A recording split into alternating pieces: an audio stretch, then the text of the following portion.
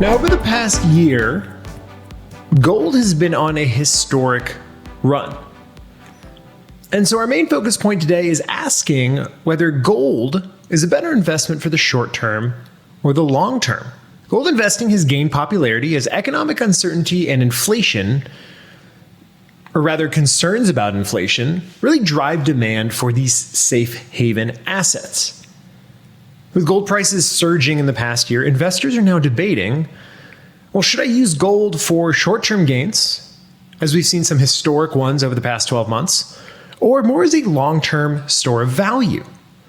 Now, historically, gold has delivered pretty steady long-term returns, averaging 10.6% annually from 1971 to 2019.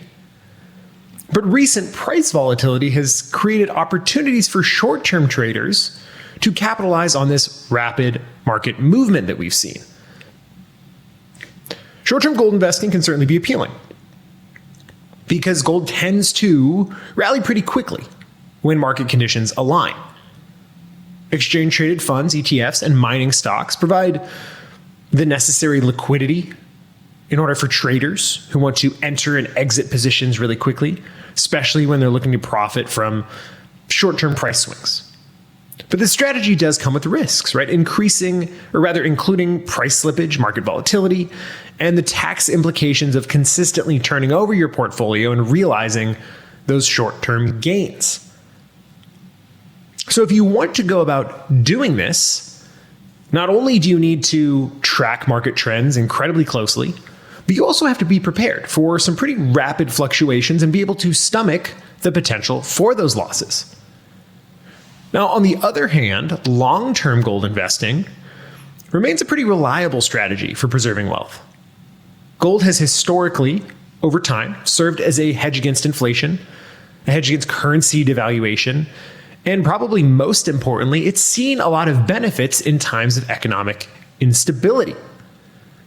Holding gold over time can help smooth those market fluctuations and in turn protect portfolios during downturns. If gold holds its value, stores its value better when other assets are falling, you have an allocation to gold within your portfolio, well, you're going to have a smoother investment experience than somebody who doesn't. But it's not all benefits, right? There's costs to everything. Long-term investors have to account for ongoing storage costs for physical gold. If you don't hold physical gold, you have ETF management fees. And also, from an opportunity cost perspective, how many people, or rather people should be thinking about investing, gold's limited growth potential, or rather gold has limited growth potential compared to equities over time. And so here are several strategies if you want to be successful in gold investing. One is opening a gold IRA because it can provide tax advantages by deferring gains until withdrawal. But also, choosing the right investment vehicle is pretty crucial. ETFs and mining stocks, as I said before, offer pretty solid liquidity. And so if you're looking to get in and out of them quickly, that's the way to do it. But physical bullion provides the security for long-term holders. Investors should also match their gold allocation to what their risk tolerance levels are.